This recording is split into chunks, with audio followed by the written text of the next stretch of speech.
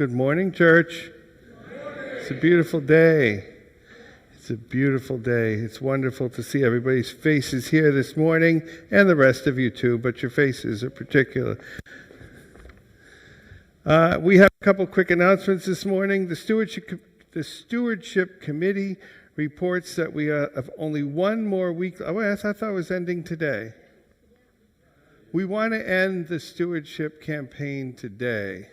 So down to getting your pledge forms in. We're doing great on the pledge forms we have received, but there are more than half of them that we have not received. So if you have not put your pledge card in, it would be great if you could put them in. You can hand them to me, you can hand them to Beryl, you can hand them to Dory, you can put them in the offering basket. You can pin them to a pigeon and send them that way. Don't really care as long as you are able to get them back to us. Lunch bunch today will be at 12:15 at Torchy's Tacos on San Felipe, and it is open to everyone here. We would love to have you. After lunch at 2 o'clock, and I'm sorry this didn't make any announcements. This didn't make the e-blast. Because I just found out about it 2 days ago. After lunch at 2, there will be a conversation about the nature of God at the Baha'i Temple on Fannin Street, and I'm planning on going. So if that's the sort of thing that interests you, I'd love to see you there. I will be there. It's from 2 to 4 at the Baha'i Temple on Fannin Street. Just look it up. And if you want to ride, I can take at least 3 people in my car. 3 comfortably, 4 uncomfortably. If you are new to Unitarian Universalism, if you are new to Emerson, if you'd like to get to know about Emerson, today is your lucky day. Today there is a session, a class today after church, after services, at 12:15 up in the library to explore Emerson and Unitarian Universalism. And if you need a bribe, there will be light refreshments served at that meeting.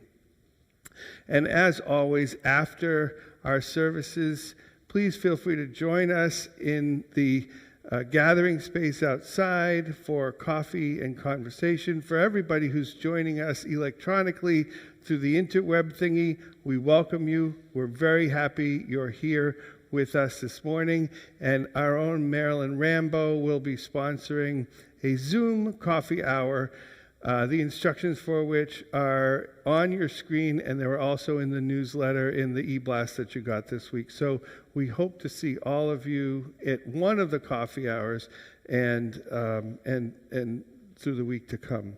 If there are any, speaking of visitors, if there are any visitors here with us today who would like to get to know a little bit more about us, or would like us to get to know a little bit more about them, there are yellow cards in the pews. If someone would hold a yellow card, I think I have one. So yes, those are the yellow cards. If you fill in the yellow card, magical things will happen. Just send it in our way. You can put them in the offering baskets or hand them to Dory or anybody really, or me. It'd be good to have you. It'd be good to be here with you. And I hope to see you all many times to come. And now I invite Artem to bring us into the formal part of our service with our prelude.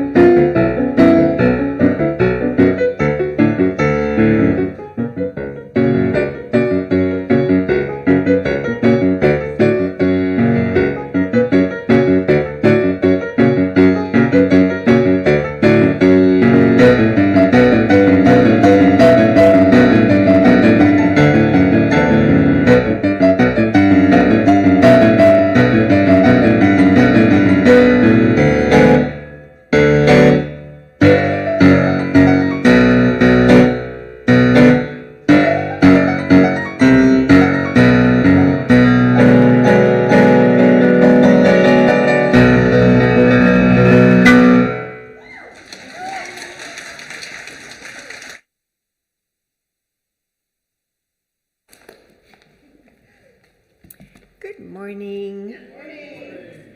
As we gather in community, we look within ourselves and to each other for strength, restoration, and inspiration, so that as we journey together, we catch the spark of the eternal spirit, and from that spark, we light our chalice flame.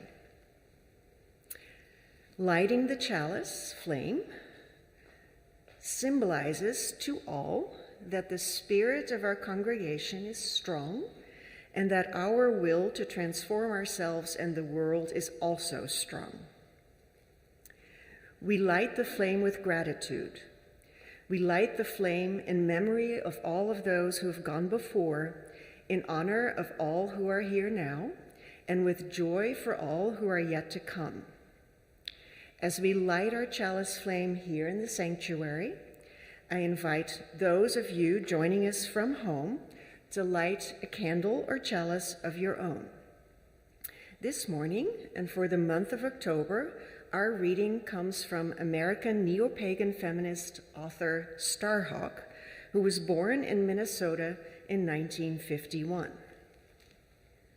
Please join me in reading the words on the screen.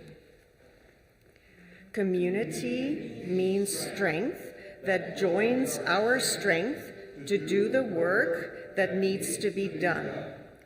Arms to hold us when we falter, a circle of healing, a circle of friends, someplace where we can be free. As we work to create beloved community, we welcome all who would join us in building a better world with more love, more justice, and more peace. We welcome all who would join us in growing in mind, heart, and spirit. We welcome all who would join us in tearing down systems of oppression of all kinds. We welcome all who would join their purposes to ours in a loving spirit of right relationship. Whoever you are, wherever you come from, wherever you find yourself on your life's journey, whichever your pronouns, whether you've walked in or rolled in or dialed in, whomever you love, you are welcome here. And now I invite Reverend Ed to continue our service. It is important that we acknowledge that our history is a shared and harmful history. Our congregation's buildings are situated on the home of the Karankawa and the Atakapa peoples for at least 2,000 years before the first known settlers arrived. These people are almost non-existent today due largely to their interaction with European settlers. May we recognize, uplift, and support Indigenous voices and communities in our work as a congregation. Each time we are gathered here, we hear words from our 6 sources. Today, we hear words from our second source, the prophetic person named Thich Nhat Hanh. Thich Nhat Hanh was a well-known Zen monk, author, and teacher. He died just last year in his native Thailand after founding Plum Village Monastery in France. Here are his words for this morning. If you look deeply into the palm of your hand, you will see your parents and all generations of your ancestors. All of them are alive at this moment. Each is present in your body. You are the continuation of each of these people. And now, with our chalices lit and our hearts and minds centered, we often celebrate with just a little more joy by singing a hymn. Please help us in singing our first hymn. You may stand if you are comfortable, or you may stay seated, but please help. Raise your voice and sing. Oh, we're going to sing, and we have a special addition to the hymn. So let Julia explain how we've messed up this hymn this morning. Hi, everyone. So, in honor of Halloween, Samhain, and other festivals around this time of year, we are going to sing the opening hymn in minor. So, don't worry. The choir is going to sing it once through, and then what I'd love is for the congregation to participate in the round. So, the choir will start, we'll stop. You will be part number 3, and don't worry, I'm here to guide you through, and we will all sing it together, okay? Okay. Yes.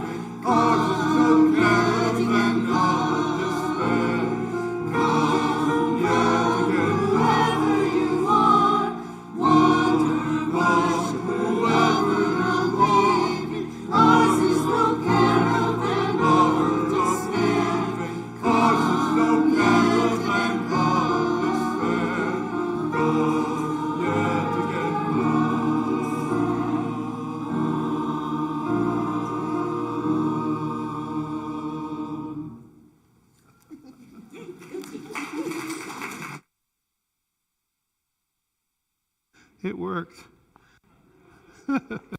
Nice job, guys. It's hard to do in a big room. So this is the time that we have set aside in our services for a time for all ages that some churches call a children's chapel. This is what we call a time for all ages. And today, the time for all ages is the story of trick-or-treat. Do you know how we got trick-or-treat in the United States? No, I don't, right? It definitely does not sound like the kind of thing that spontaneously happens, right? You just don't say, hey, let's all get dressed up and go knock on people's doors and have them give us candy. Like, that just doesn't happen, right? There's got to be some history in there. So let me tell you the story. So, 2,000 years ago, before Christianity, there was a holiday called Samhain. Well, there still is the holiday, but Samhain, and this is the time of Samhain. It's actually the same day as Halloween. It is on Tuesday. And it is one of 8 special days in the pagan calendar. 1,000 years ago, Christianity, which started way down in the Mediterranean, made its way up into the north to a place where people celebrated Samhain. So what the Christians did a lot of times is they sort of conformed the way they looked at the world to the way the people that they met looked at the world, and this was no different. Christianity had a holiday called All Saints' Day, which is November 1st, and then they had a holiday called All Souls' Day, which is November 2nd. It is not a coincidence that these two holidays occur right after Samhain.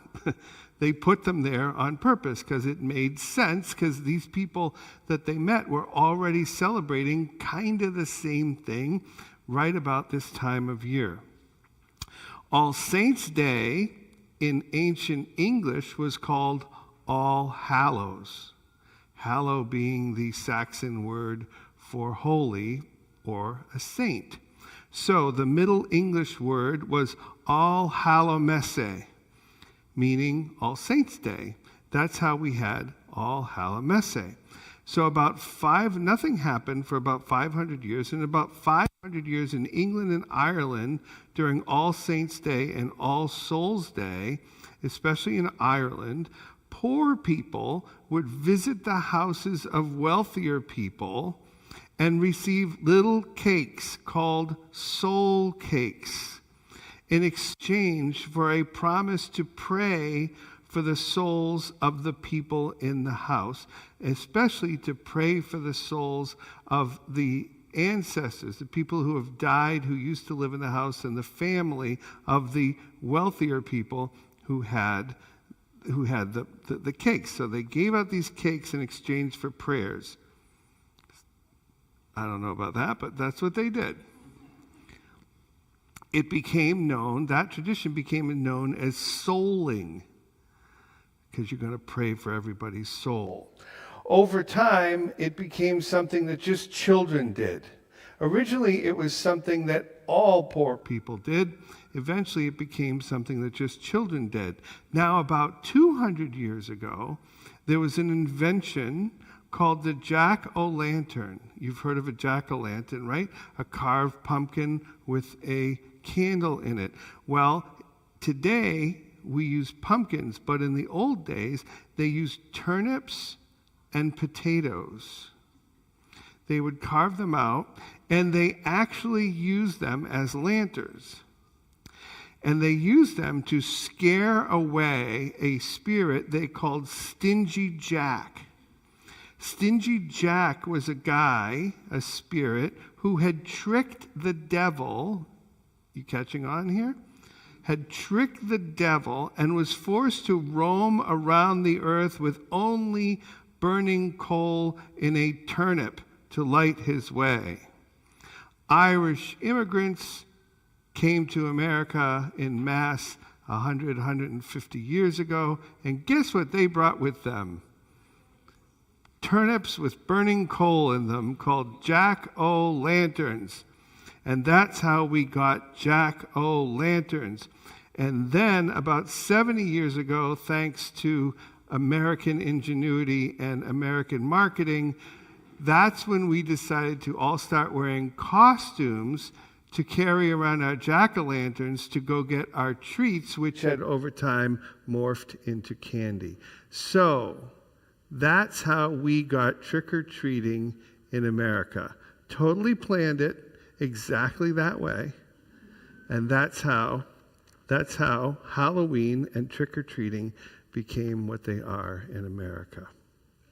Amen. I find that to be a wonderful little story, and mostly true.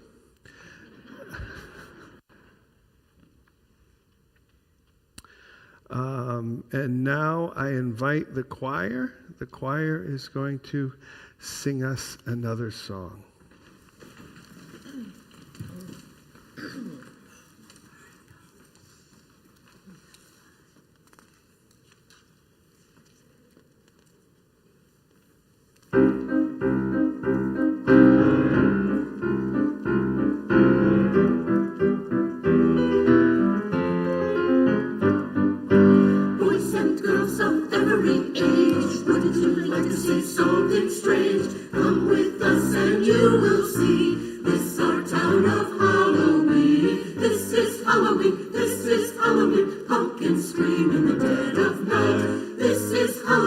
Everybody make a scene, trick or treat, till the neighbor's gonna die of sight, it's our town. Everybody scream, in this town of Halloween. I am the one hiding under your bed, teeth ground sharp and eyes glowing red.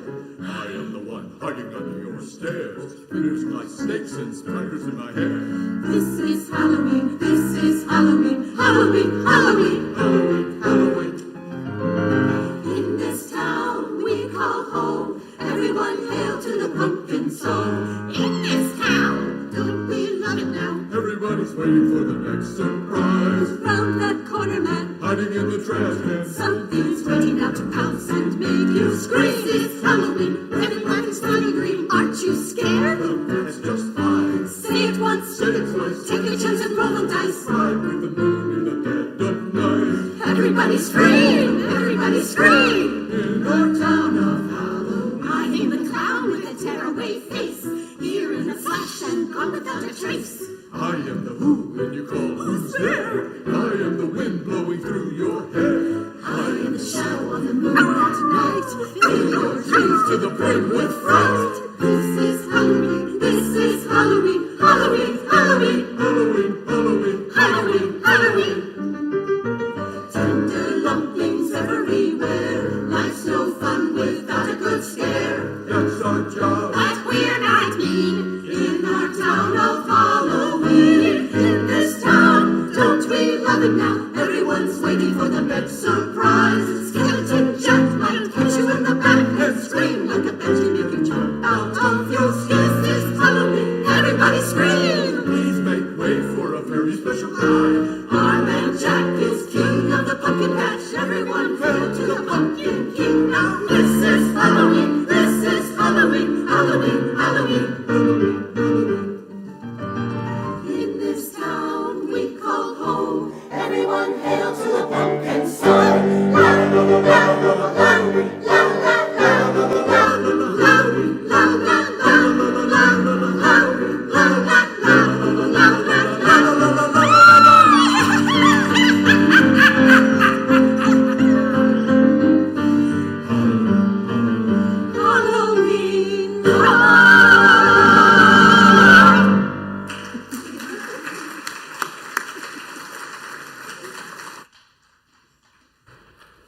That was amazing. Like many communities of faith, Emerson collects an offering each week, but our offering is not for our congregation because our church is supported by the annual pledges of our members, for which we are very grateful. Our Sunday offering is to give to others because we know that giving is both a transformative spiritual act and an important way to live our values. 75% of our offering will go to our October Share the Plate recipient, American Nepali Students and Women's Educational Relief, or Answer Nepal.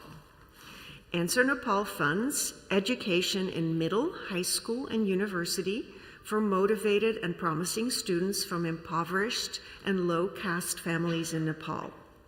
Emerson has a long-standing relationship with Answer Nepal, part of our commitment to social action and justice. You can find more information about this organization by clicking on the link in our e-blast. The remaining 25% of our offering will go to Interfaith Ministries Meals on Wheels to supply daily meals to Houston's homebound seniors. You can go to our webpage for online giving, put cash or a check in our offering basket, or mail a check to the church. Or I guess you can use that pigeon. During the offering music, children who want to attend their RE classes may follow, who's our teacher this morning? Jill Rose, to their classrooms.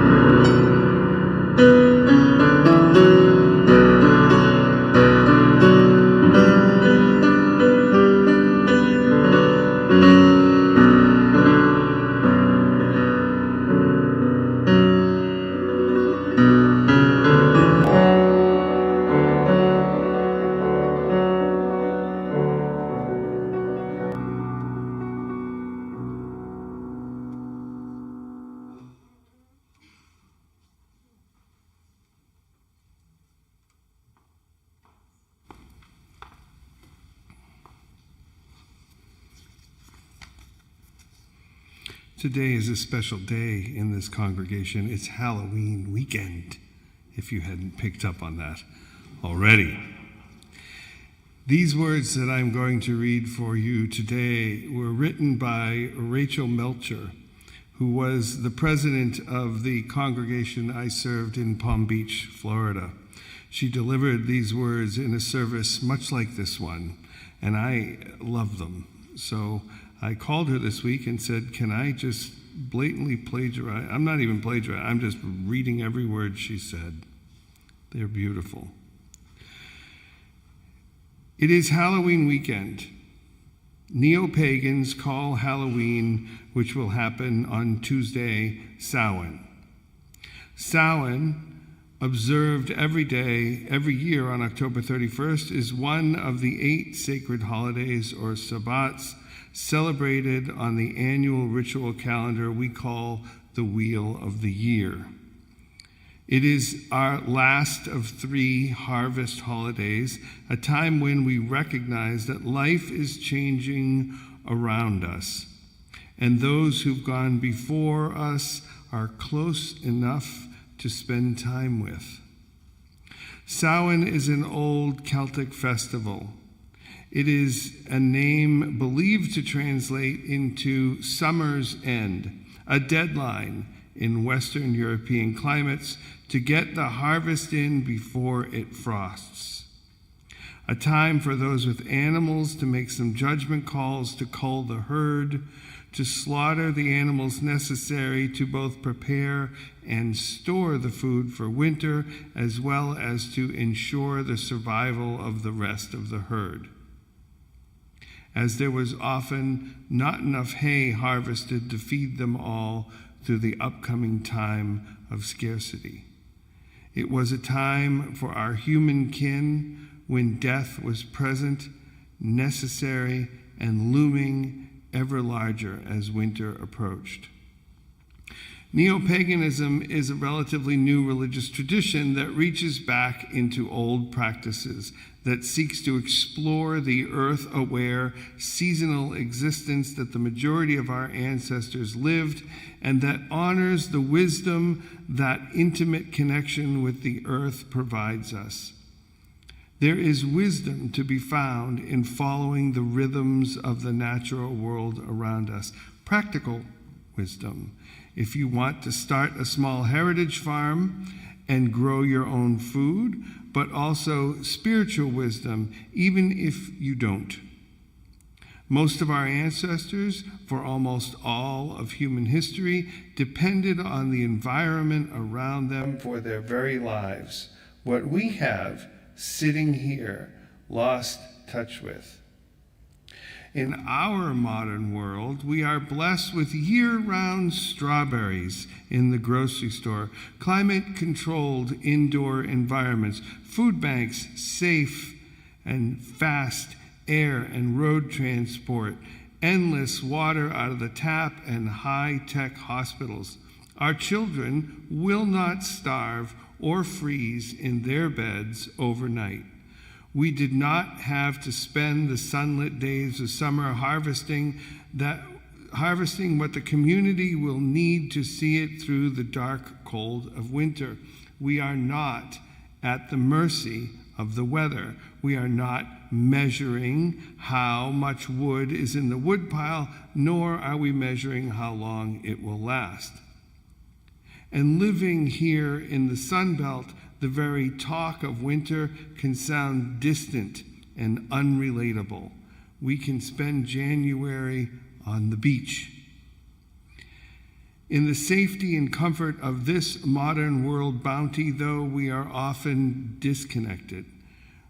We first world humans rarely grow our own crops, we rarely slaughter our own animals, and we almost never preserve our own food. For most of us, we no longer nurse our grievously ill, and we do not bury our own dead. For most of us, unless you work in hospice or healthcare, death largely takes place off stage. That makes it, for some, an uncomfortable and maybe taboo topic. But death is universal. Death is natural, and it exists whether we talk about it or not. At this time of year, we pagans say the veil between the worlds is thin. It is thin at midsummer when the fairy realm is close enough to enter by accident, and it is thin again now when the world of the dead is so near.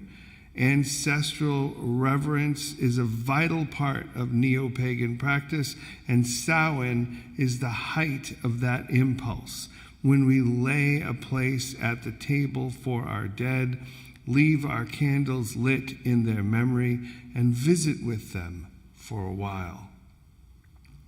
I invite you to spend a moment to consider your beloved dead, those you have loved in this life and who have passed through the veil into death.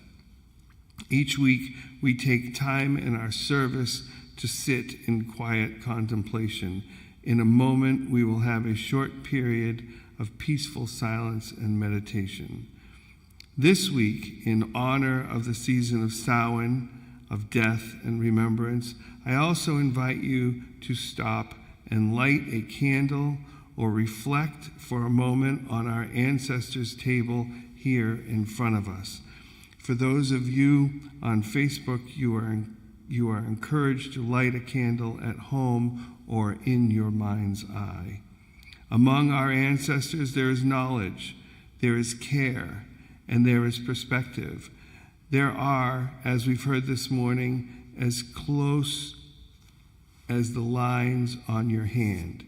There is no problem I am facing that one of them, in some form, has not also faced. There is a comfort to be found in their company. Before our moment of silence, I encourage you to consider the many ancestors who stand supportively behind you each day. If thoughts of your family of origin cause you pain, consider expanding your definition to those ancestors who are more inclusive and more helpful to you. In Rachel's tradition of witchcraft, she honors these 5 ancestors, ancestors of blood, those to whom I am genetically linked, whether we met or never met, ancestors of milk, those chosen family and dear friends who have nourished, adopted, and nurtured me, ancestors of bone, those who have lived and have been buried on the lands I inhabit, ancestors of breath, those departed with whom I share interests, professions, and vocations, and ancestors of spirit, those who have walked in the same spiritual paths that I am walking. May there ever be peace between us, and thank you again to Rachel for her wonderful words and for permission to use them and for permission to deliver them here today. May there ever be peace among us. So now, as we come to our moment of silence, please feel free to come forward as you see fit and light a candle at the ancestors' table. You can light more than one. You can light as many as you like. And consider our ancestors of blood, of milk, of bone, of breath, and of spirit. And as we do that, we will have a choir meditation.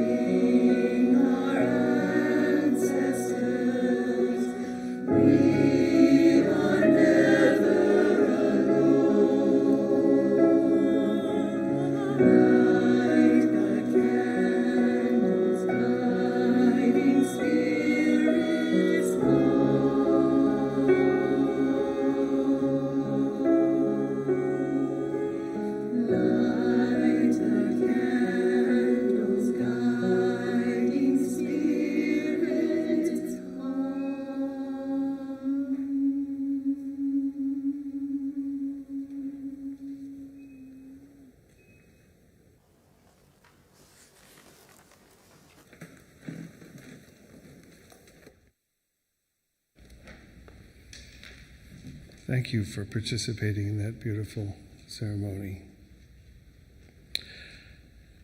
I would now like to invite our worship associate, Tineke Berens, to, and I forgot to introduce you, Tina, and that was so bad because this is your first time being a worship associate, and you're doing a great job. Thank you very much.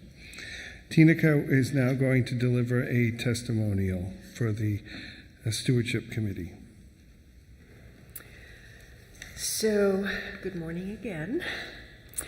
I've been asked to say a few words about what Emerson UU Church means to me. And I was trying to remember when I first came to Emerson. I think it must have been around 2001, definitely pre-Delaney Hall. I first came for my young kids, my daughter Ninka and my son Ian, because I felt strongly that they needed some sort of religious education in a supportive, open-minded community. so that they could figure out for themselves what to believe and how to navigate their, at the time, very Christian and, of course, Texan world. It's hard to believe that they are now 31 and 30. I think of that time every time I walk past the quilt upstairs with our names on it, as well as the names of our family dogs now long gone. Back then, we did everything together. Follies, the UNICEF Carnival, lots of haunted houses, courtesy of Bill. RE, the coming of age ceremony. I still remember Ian's friend Nick asking if dog heaven was really cat hell, which is really a pretty good question if you think about it.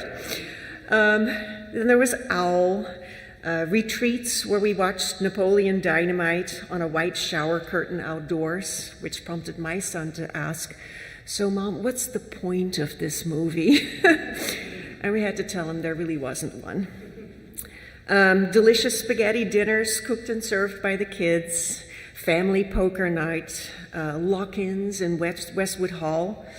I will never forget the sight of all of the kids playing online Scrabble, which they projected on a giant screen, playing against some poor unsuspecting grandma in Michigan who would inevitably lose every single game against the collective minds of all of the kids combined.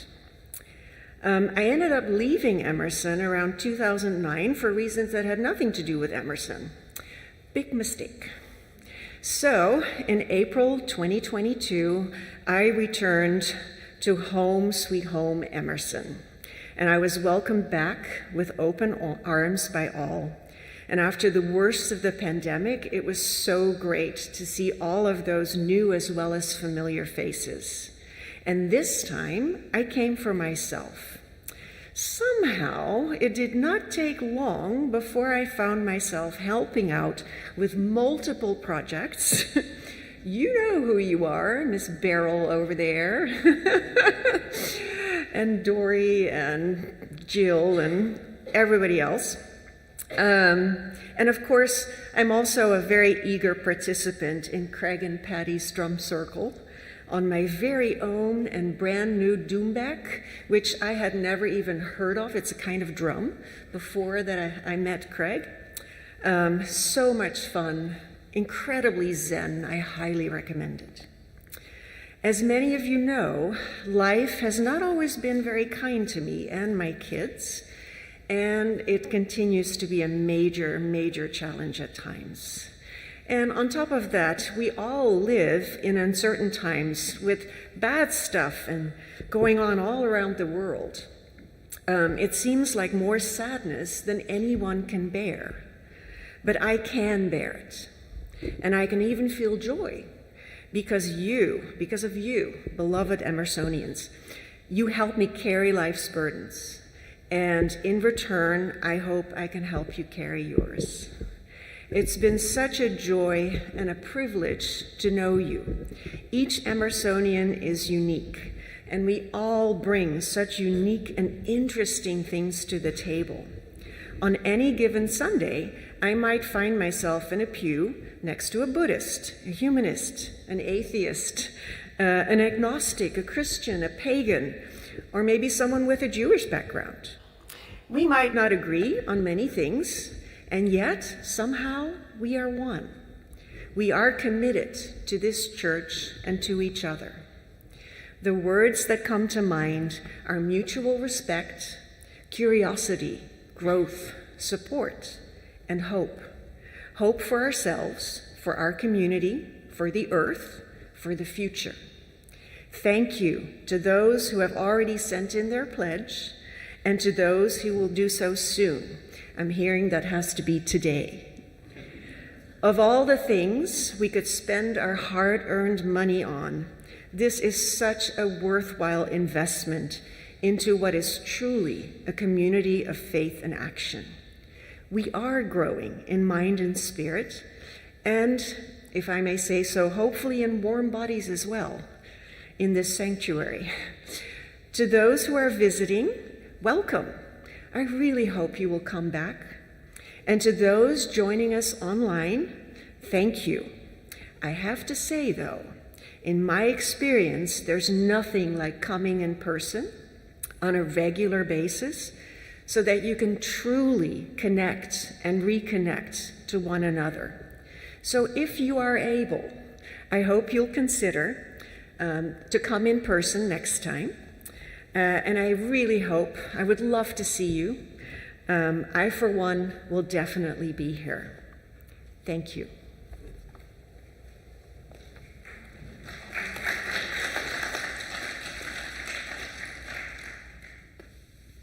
Thank you, Tineke. That was beautiful. And just so that you know, there is no point to Napoleon Dynamite. There's no beginning, no middle, no end, no...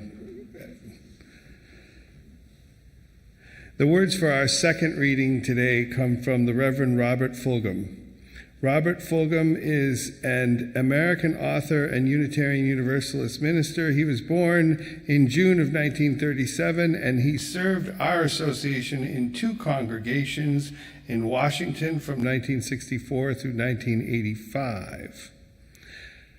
And he is minister emeritus there. As an author, Fulghum came to prominence in the United States in 1988 with his first book, All I Really Needed to Know I Learned in Kindergarten, which stayed in the New York Times bestseller list for nearly 2 years. Have you read that book? Yes. I do a study guide on that book. It's a good book. It's better than good. Here is his quote for today.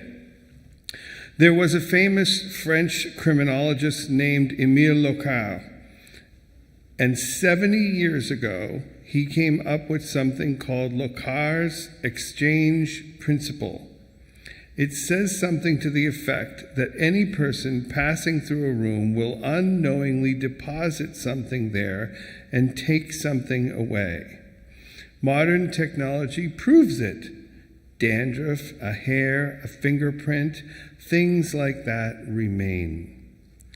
Fulghum's exchange principle extends toward Locard's thinking. Every person passing through this life will unknowingly leave something and take something away. Most of this something cannot be seen or heard or numbered or scientifically detected or counted. It's what we leave in the minds and hearts and souls of people and what they leave in ours. So today, we're talking about Halloween. And I found myself thinking about Rachel's thoughts, the woman whose thoughts I read earlier. She says, among our ancestors, there is knowledge and perspective. There is no problem. This is so compelling to me. There is no problem that I am facing that one of them in some form has not also faced. There is comfort to be found in that company. And our opening words from Thich Nhat Hanh about all our ancestors being here with us in this present moment, and we can see them by looking at the palm of our hand. And we, all of you and me, all of us, are continuations of all the ancestors of this place, of this magnificent place, the ministers, the leaders, the people in the pews, the lovers of leaving, the lovers of learning, all who have come and gone before us. We are individually, you and I, continuations of their successes and continuations of their failures, their strengths and their weaknesses. Maybe not one to one, but in some, in total. The ancients knew it. The Roman Church knew it. But what the Roman Church didn't talk about was the collective. The Roman Church would talk about, I am the continuation of my ancestors, and you are the continuation of your ancestors. But they didn't talk about we are the continuation of our ancestors. the people who built and cared about this place and cared for this place, cared about this community, cared about this building, this place, this, with all of its success, with all of its failures, with all of its strengths, and with all of its weaknesses. We must pause to glorify the past and honor the pain of their work and of their struggles. Rachel said, I'll say it again, there is no problem I am facing that one of them in some form has not also faced. Such a comforting thought. I am not alone.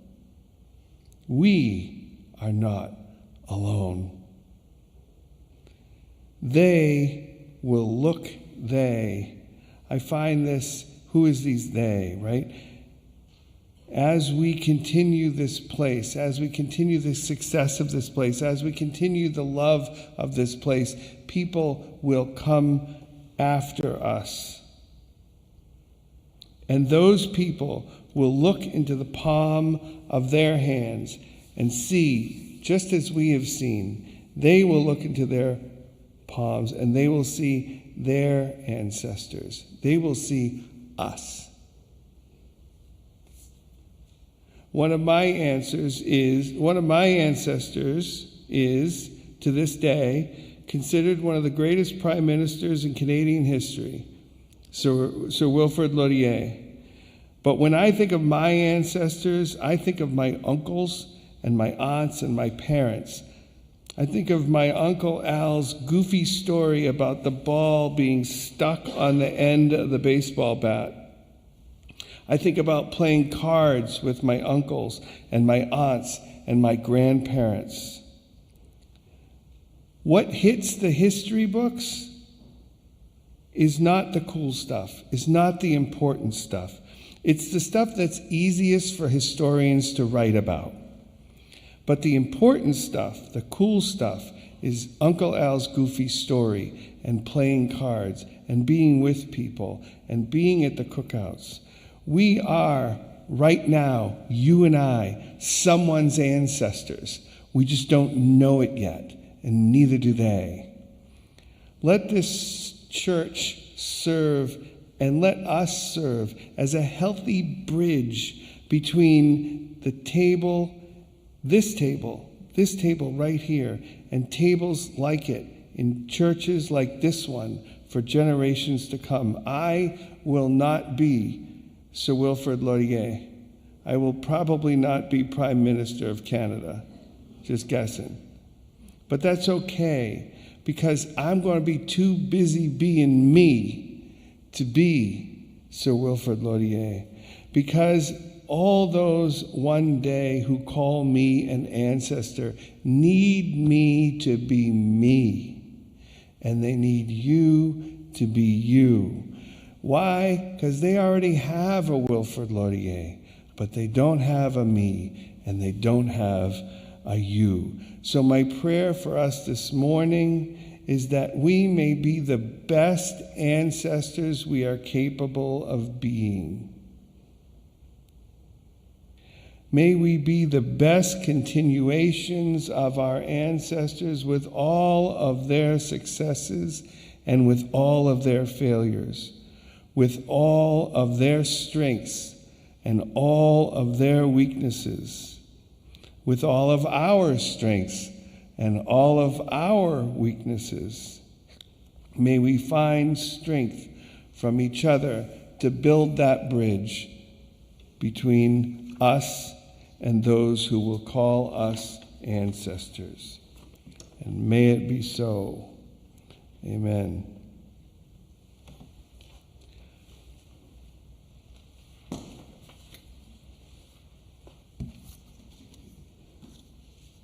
And now I invite you to sing our second hymn.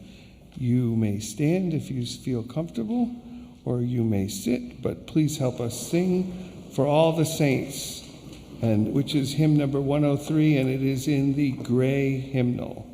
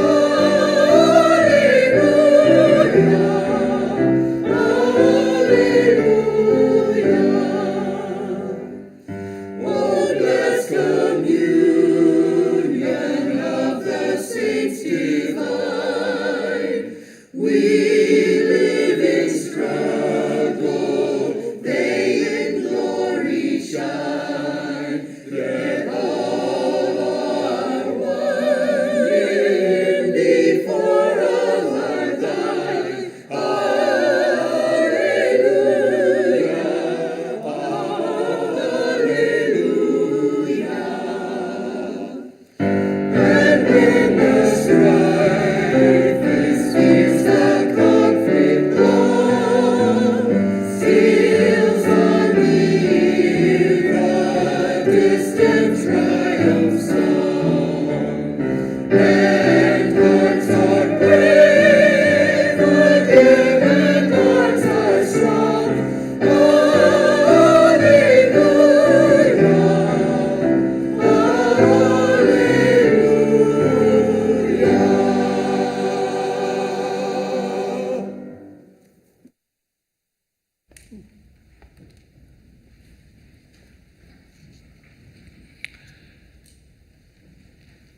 Each time we come together, friends, we move. We move with the words we hear. We move with the beautiful music we hear. And we move with the light of the chalice, which, like us, flickers and flutters from side to side, moving constantly, yet tethered to its source. We extinguish this chalice now, not as a symbolic ritual, but as a practical ritual. We do this because the flickering and fluttering light of our congregation is carried within each of us here present, those not present today, those who have left this community long ago, never to, and those who have left and came back, right?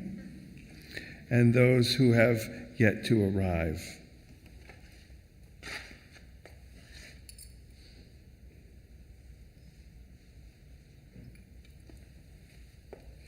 We are grateful for your presence this morning. Those of you who have joined us on YouTube after the postlude, we will be ending our live stream. Please feel free to join the Zoom room for our online social hour. The link to the Zoom room is in the weekly email and is also on a slide at the end of the service, and it's also on the YouTube page. Thank you again to all online attendees. We look forward to seeing you soon. I invite, and we extinguish the chalice. May we, in the course of our week to come, be able to feel the liberating freedom of this religious path we share. May our gods welcome us. May they challenge us to live up to our own expectations of ourselves, wherever and whatever those may be, and may the world around us light up so that we may see our way back to clarity and wholeness, and may it be so. Amen. And now our postlude.